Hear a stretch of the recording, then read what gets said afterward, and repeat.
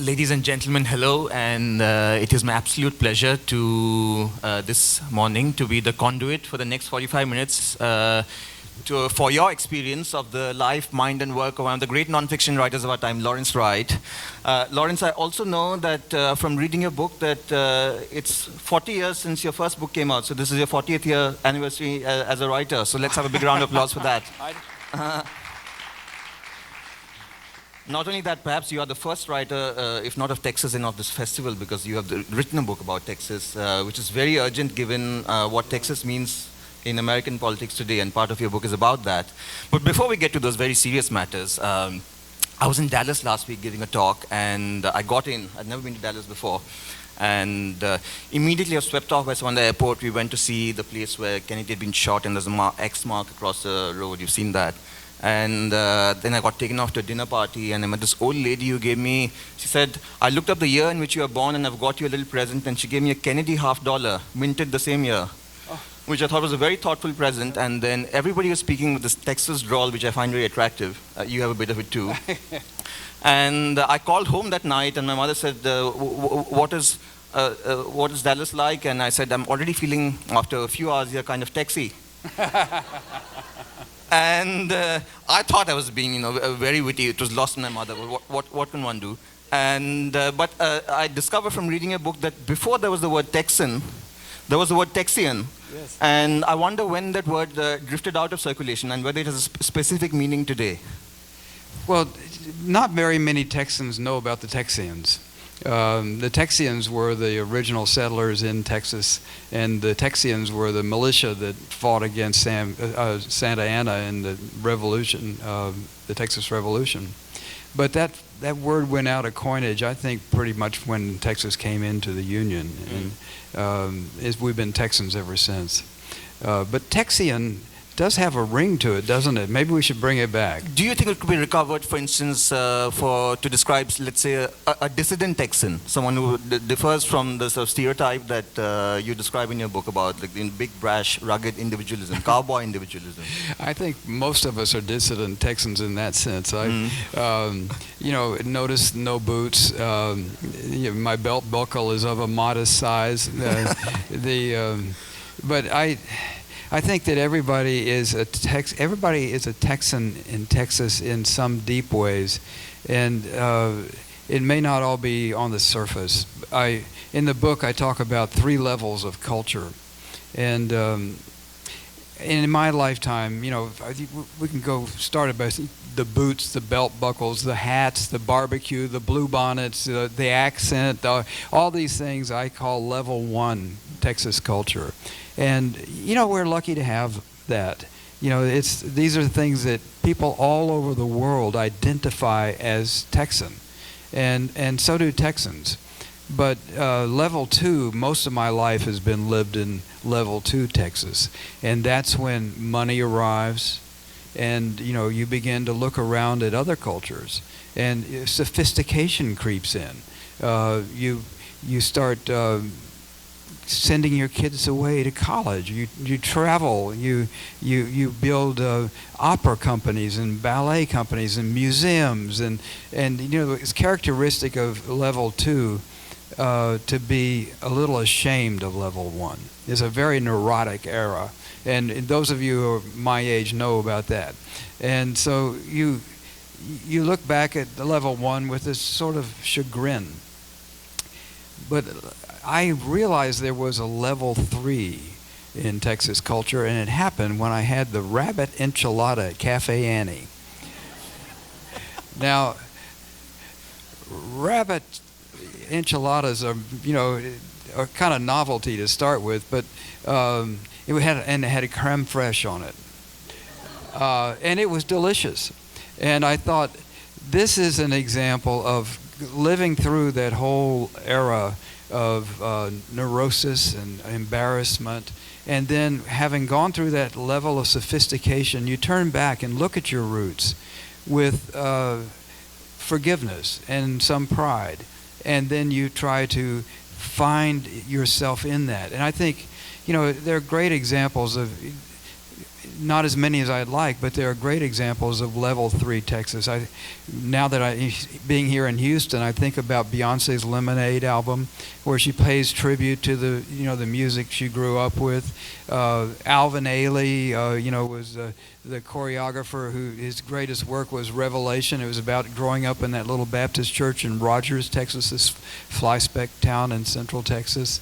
And some of the architecture, I think one of the problems we had in level 2 era of Texas is, as Ross Perot used to say, we had world class. He wanted buildings that were world class, and that meant they were kind of franchises of all the other cities in the world, and it looked just like other cities. And we got away from the native materials that make our state unique. And so I see some of the architecture that one of my favorite pieces is the Lady Bird Johnson Wildflower Center in Austin, which is beautiful, and also it feels like old Texas, but it's also modern and exquisite. When we find ourselves, when we go back and look at that first level of our culture and find the things that we want to redeem, I think that we can take our culture to a higher level. That's a very interesting argument to make in the book, and what I especially liked about it was that it arrives suddenly in the middle of the book. It could have been your thesis that opened the book, but I think that it's part of the art, the beautiful art of this book, that it arrives when you're least expecting it. And surely this is something that comes from your experience of being a non-fiction writer, that you don't front load or top load your material, that you wait for some of the revelations to emerge naturally from the ground that you've already built up in the course of the book itself, isn't it? It would take a writer to make this observation. And I thank you. I think it was, in some ways, the most difficult book I had to write. It wasn't hard to write, but let me say I couldn't have written it when I was younger and less experienced, because it moves through, history, memoir, journalism, and all these threads have to be woven together. And the only thing that unites them is a sense of place and a voice. And if you don't have those elements, there's no way you can take these disparate entities and make them together. But thank you for making that observation. Mm-hmm. And I was trying to contrast your method in this book to the one in your most famous book, The Looming Tower. And in a way, what you do there is take all this very complex information about Al-Qaeda and America, what's happening in America in reaction to that. And there are 3 or 4 main protagonists of the story who bear the load of the exposition of the material. But, I saw in an interview you call them the donkeys. I mean, I'm not sure I would like to be called a donkey even if it was important in a book, but it's a good phrase to explain how they carry material inside the book, and the reader joins them on this as the material is fleshed out. But here, that's not the case here. There's no continuous thread to the book other than your own voice, which also, I think, slowly develops as you, I think, in the second half of the book, we begin to understand the very Texan jokes that you start to make. And I wanted to ask how then, in a way, it's a subtler exercise in explaining a state and a culture. And what is your method in working out the schemes, the hooks on which to hang all the material? Well, in this book, I am my own donkey. And the concept of a donkey is that it's a useful beast of burden that carries a lot of information on his back. And that donkey is a character, a person, but it can take the reader into a world that he would never otherwise be able to get into. And if you care about the donkey, then you care about the events that the donkey is experiencing. And as a donkey, I found that weaving these things together is a matter of understanding. With Texas, everybody has an opinion about the state. It's probably the most stereotyped state in the country. I mean, there are only a few places with such a strong cultural imprint, New York City or, Hollywood. But after that, I'm kind of at a loss to think of any place that it has such a strong national, international reputation for the kinds of people that live there. I remember when I was young, I was. This all goes back to the Texas myth, I think. The cowboys, the oil men, and when I was young, I taught at the American University in Cairo, and I used to go horseback riding out at the pyramids. There was a stable there, and somehow they found out I was from Texas. I guess I told them, and so they started calling me Texas. They don't call you Illinois. And so one day I went out, and the owner came and said, "Oh, Texas, we've got a horse for you." And 3 men bring out this stallion whose nostrils were smoking, and his paw ripping the air with his paws. And I grew up in Dallas. I'm not a cowboy. But I was Texas, so I had to get on that beast, and he took me halfway to Libya.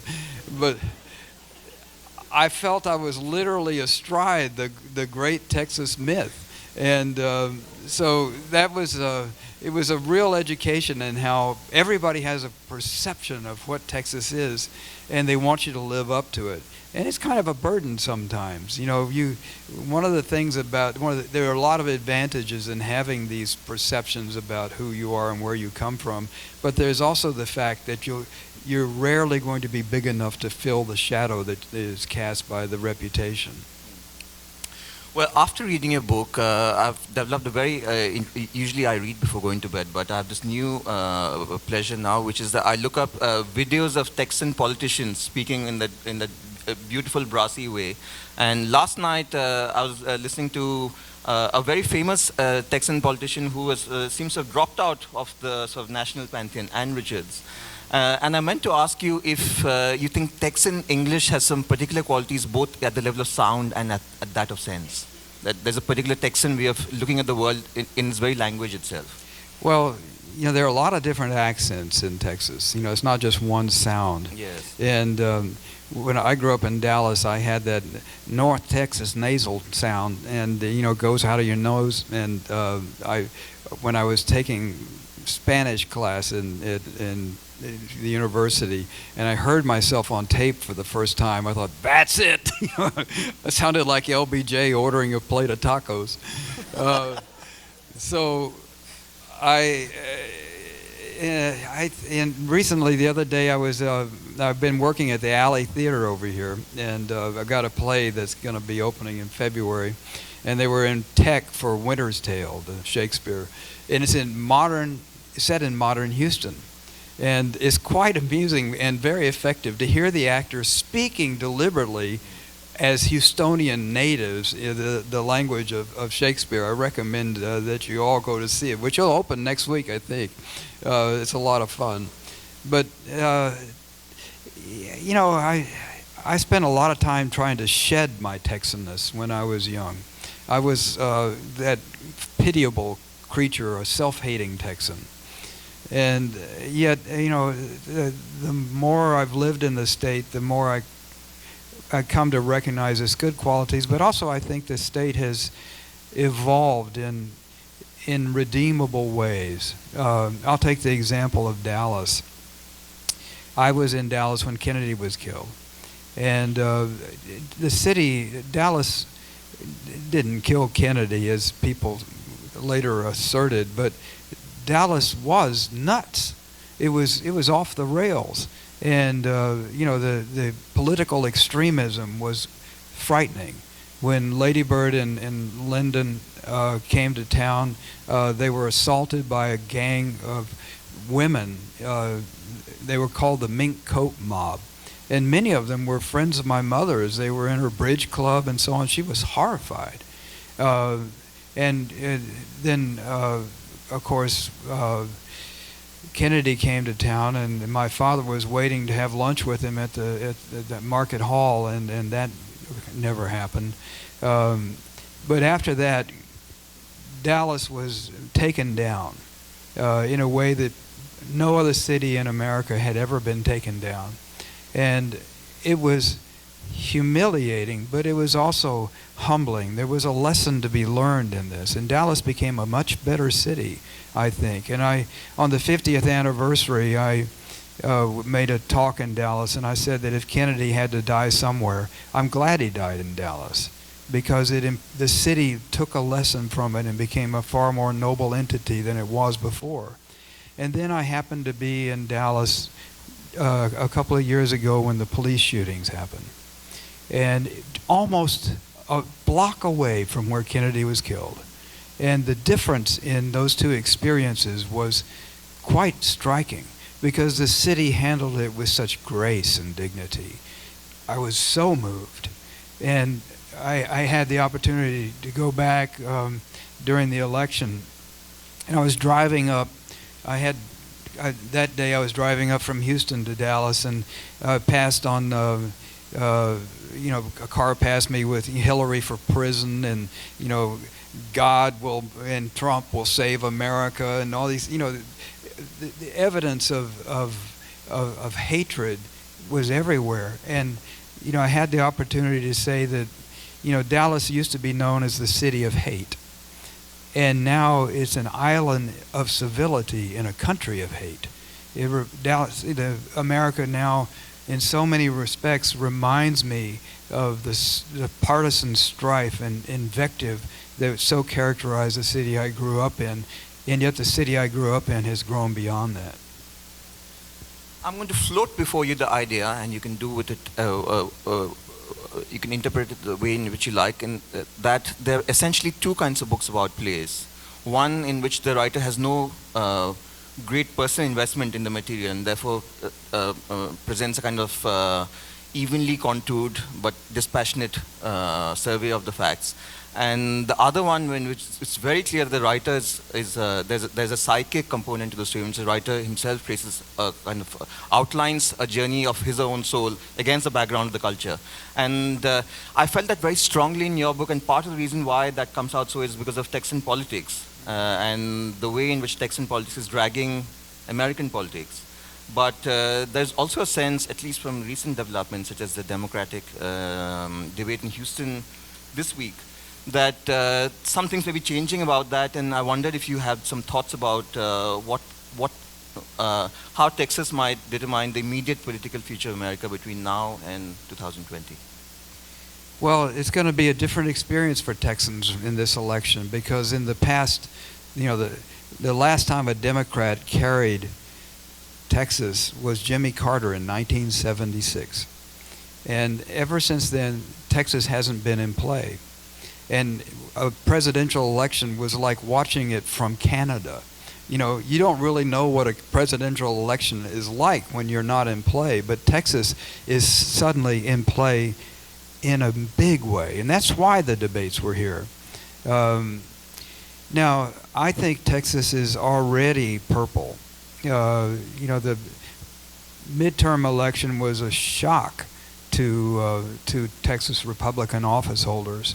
And that's one reason you see so many of them leaving office right now, because they feel like the next election will turn the tide. And they may be right, they may be wrong.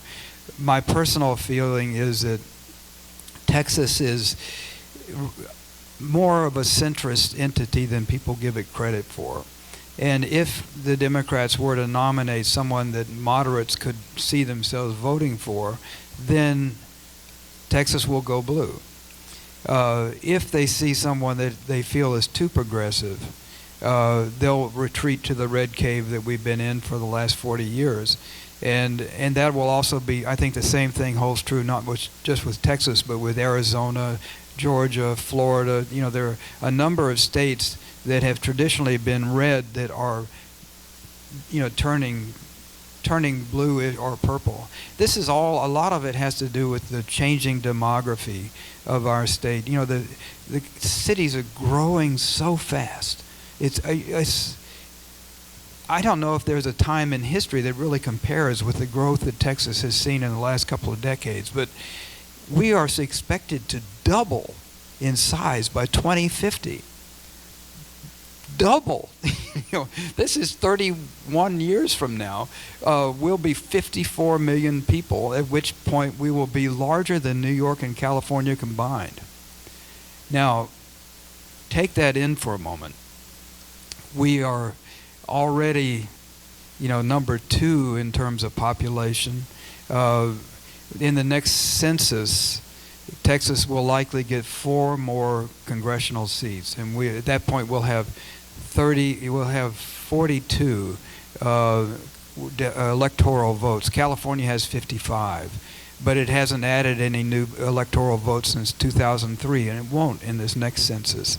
And New York has been losing population and influence for almost since the Truman administration. It's now behind Florida as the 3rd largest state. So, and then economically, Texas exports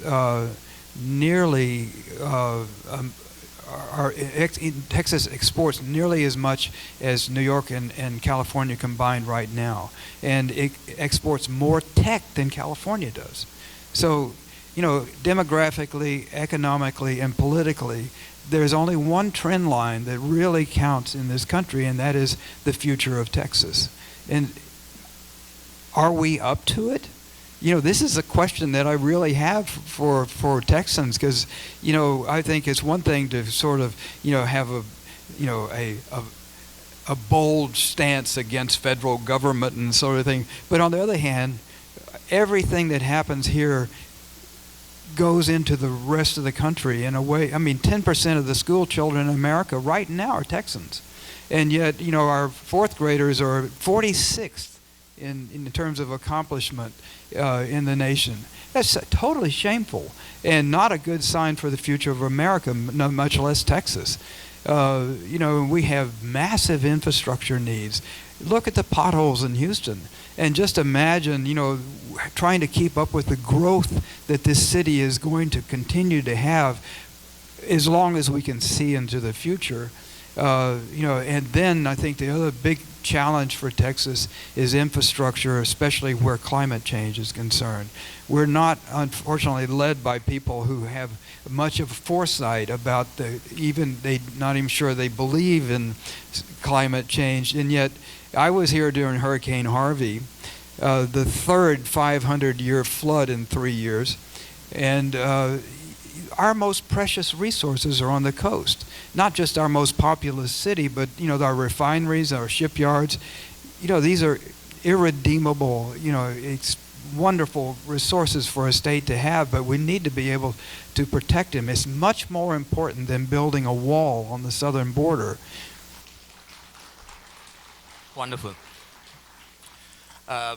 I think part of the joy of being a nonfiction writer is to uncover interesting facts that people don't know and then build a sort of detail around them. It's not just stating the fact. And of course, when you read a book about Texas, you expect to have a whole chapter on oil, as we do in yours. But I didn't realize until I read your book that there's also more species of birds in Texas than there are in any state in the rest of the country. And at some point in the book, we find you being dragged out in some of these bird watching expeditions. I'm an avid birder now. I'm not an accomplished one, but Texas is on the Central Flyway. And the migration is just now starting, by the way. And I actually, for Christmas, I gave my wife the best present I've ever given anyone. It was a big risk. I didn't know that she would go for it, but I gave her a mentor. And a naturalist who takes her out every other week, and they go out to the sewage ponds and other places where you're likely to find birds. And she's gotten to be so knowledgeable. But Texas is a wonder. And I went birding with her when we went to Jaipur. Yes. India is loaded with fabulous birds, and it was a great experience. I was wondering, Lawrence, if you could, when I first came to Texas, the first thing you hear is everything is bigger in Texas. It appears that even the writers and the self-image conforms to this. And I want to ask you about one thing. I heard that Larry McMurtry, the novelist, just set up his own bookstore somewhere and bought up half of downtown in order to do so. Well, he's relinquished the downtown of Archer City and now moved to Arizona. But one time, Archer City, for those of you who have been there, and I bet no one has. Oh, no, wait a minute. I see a couple of hands. It was a pretty desolate spot, and he certainly wrote about it that way. And when he had grown up and become a famous writer, Archer City was down on its luck, and he started buying up buildings downtown and turning them into bookstores. And so, half of downtown was a bookstore. And I got to ask him one time, I said, "Did you do this out of revenge?" And he had no idea why that would be funny. But I think he now does his book selling online. One of the great things I find always about books is that you can, in a page or two, go back in place or time. So I suggest that I'm sure lots of people have questions for you, but before we get to that, we go back 40 years and to the book launch party for your first book.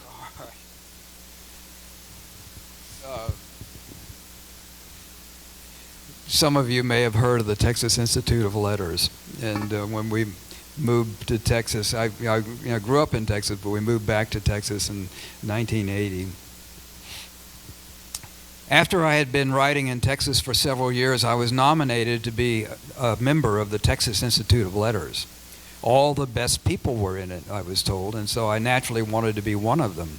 But the friend who had submitted my name reported that I had been rejected, at least at that time. When my name came up, one of the board members advised, "Let him spend another year on the cross." I had been a small part of a very minor literary scene when we lived in Atlanta, nothing so formal as the TIL.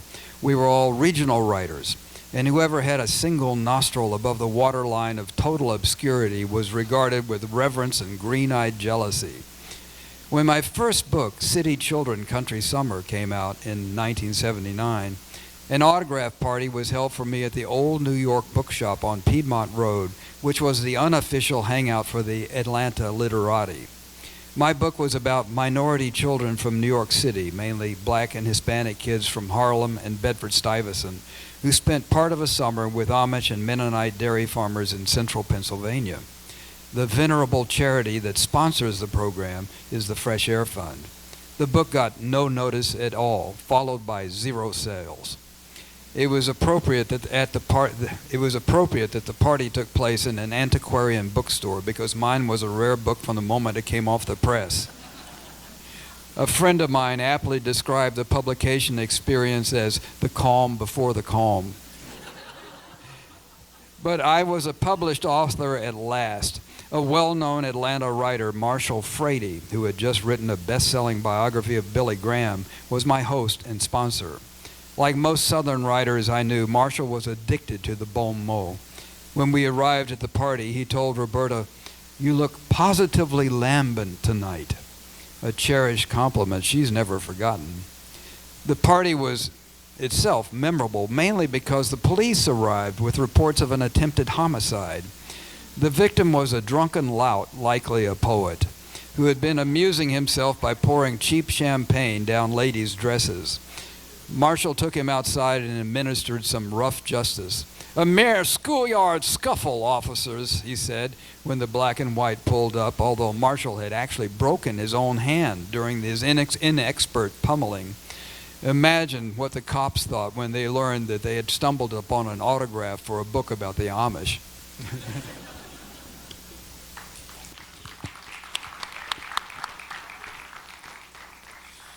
Last question, Lawrence. I can't let you go because one is privilege in sessions like this, not just to ask you about the stuff that you have written, but also to ask about the stuff that one cuts out in the process of writing or looking at the book again. And I'm wondering, what is the principle in books like this? First of all, I want to ask if the original draft was much bigger than what's in this book now. And two, what is the principle in working with such difficult material between relevant and irrelevant detail? Perhaps you could even find an example from out of the book to think about something that you mulled over. Does it belong to the book or no? Well, that's an interesting question, and I'm not sure I can answer it. I think that you massage it. You know, I tend to write a lot of drafts. Like this play that we're going to do at the at the Alley. I'm on my 63rd draft. And that's not unusual for me. Now, for books, it's different. I guess I feel more sure-handed in the nonfiction book world. But, you know, I sometimes look for, you know, guidance from great writers of the past. And Hemingway offered, I think, the best advice to a young writer, which was take out all the crap. So that's one of my guiding principles. If there's something that I don't think is worthy of the reader's attention, I try to remove it. I'm copy editing right now a novel, and that's a lot of what I'm doing. And I find, you know, part of there are different levels. At the most basic level, you know, the sentence. You know, how do you make a sentence that is nicely crafted, that is not wordy, that doesn't have anything excess in it. You know, pare it down. It's kind of like literary liposuction. You know, you take out the sort of fat molecules and make it streamlined and lean, and so that it's hard for the reader to get bogged down in it. They also, I think, you know, you have to.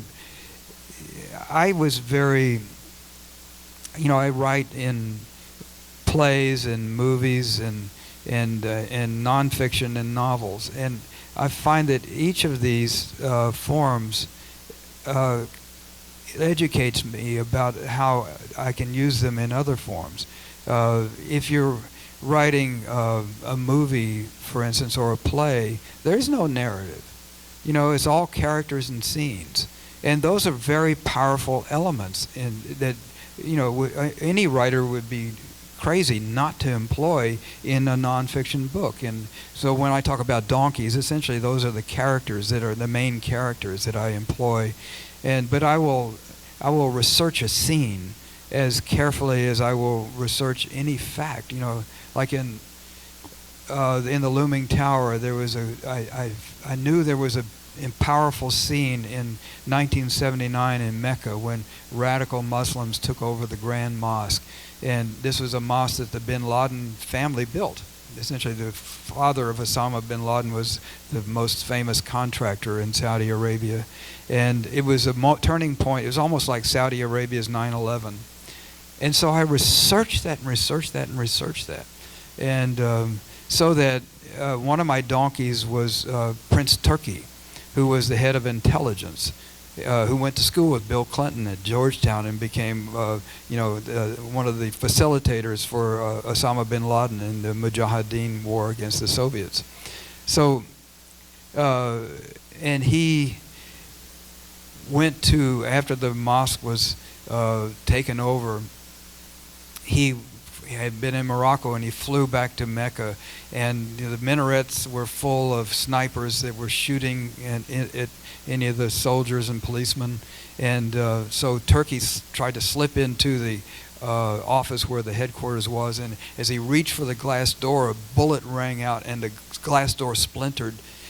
And that's another thing I learned from writing plays and movies.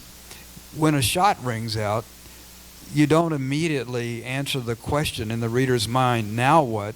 You drift it along a little, keep it in the reader's mind that a shot has rung out and that something else is going to happen. And, you know, those kinds of things are, I think, very, very useful to any storyteller. Let's have some questions from the audience. Who would like to start? What about you there, in the white shirt? And then we'll have a mic. It's just going to pass the mic around.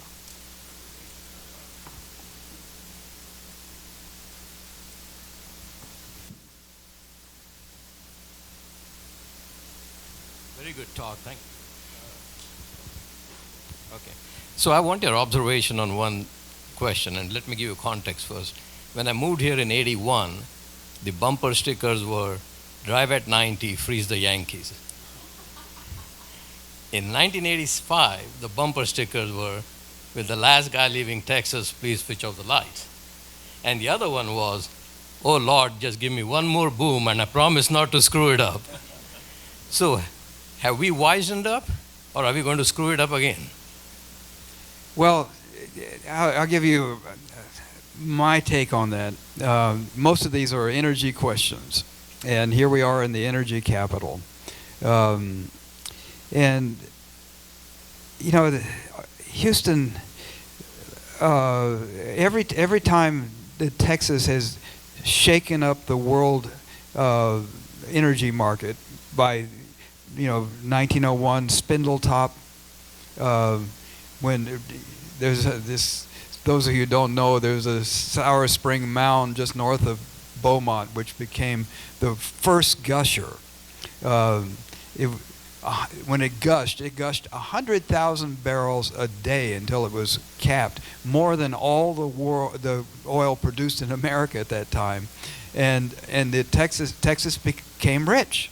That's when money began to flow into Texas, and in my book I talk about 3 wells, but that transformed the whole world economy. And certainly it transformed Texas, and it transformed Houston. Although at that moment, Houston was known as the gateway to Beaumont.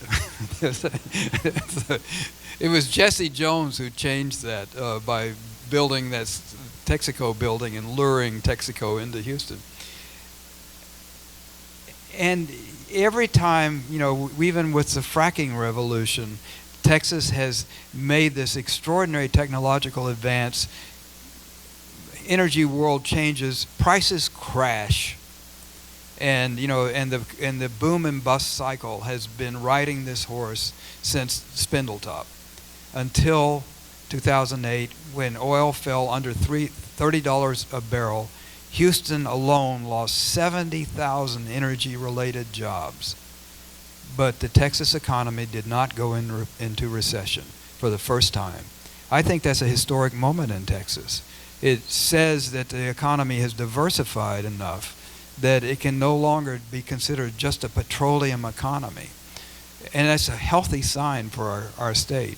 It's also interesting to me that Texas receives 18% of its energy right now from renewables, solar and wind.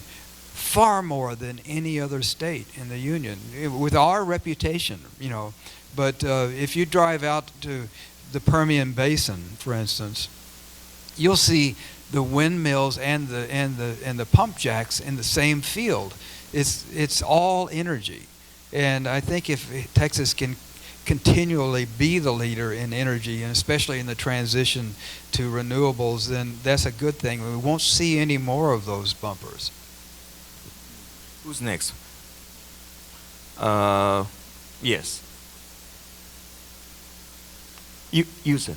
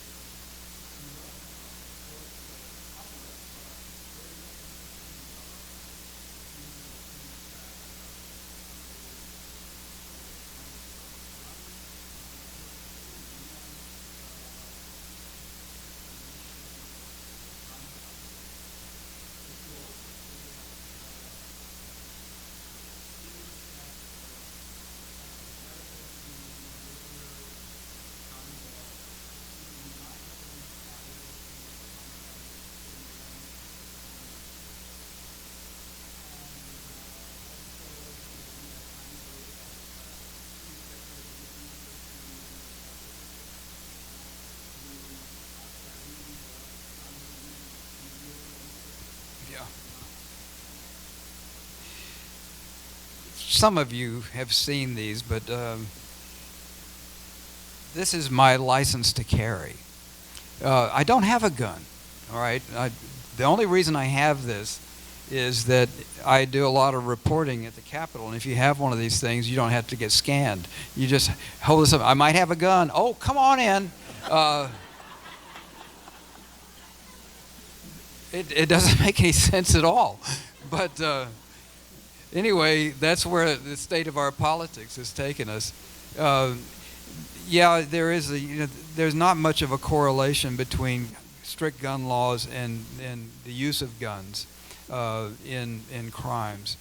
Illinois is a good example of that. They have very strict gun laws. Chicago, of course, is assailed by gun violence all the time. Indiana has very liberal gun laws, and you just drive right across the border and the gun shops are waiting for you. So that's why I think real gun laws have to be federal at some level. Unfortunately, I think that there are two paradigms. One is the paradigm that if we take guns away from our culture, then gun crimes will diminish. And in Australia, for instance, that's been the case. It's hard to imagine in a country that has 15 million assault weapons alone that will be able to ever successfully accomplish that. And I think that that's the product of this not just gun advocacy, but kind of gun hysteria. Our governor made some crack in a tweet about how Texas had fallen behind Florida in the purchase of guns. And come on, Texans. It's like, wow, we've got enough guns. We got plenty of guns. But in a culture where lots and lots of people are armed, a logic begins to build up that, if you want to be safe, maybe you should be armed yourself. And that's why they want to arm people in churches and schools and so on. But, there's not a good answer for our gun control thing because we've got so many guns circulating in the system right now. I think background checks and red flag laws are absolutely necessary. You have to do that. We won't have any control at all.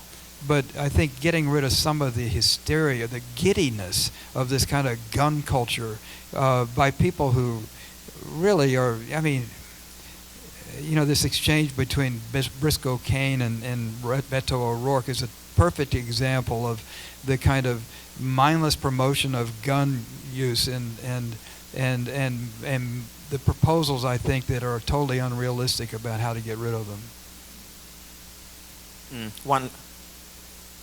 Okay, we've run out of time. Oh, I'm sorry to hear that. But Lawrence will be signing copies of his book Wright outside afterwards, so I urge you all to go away with your own Wright signed copy.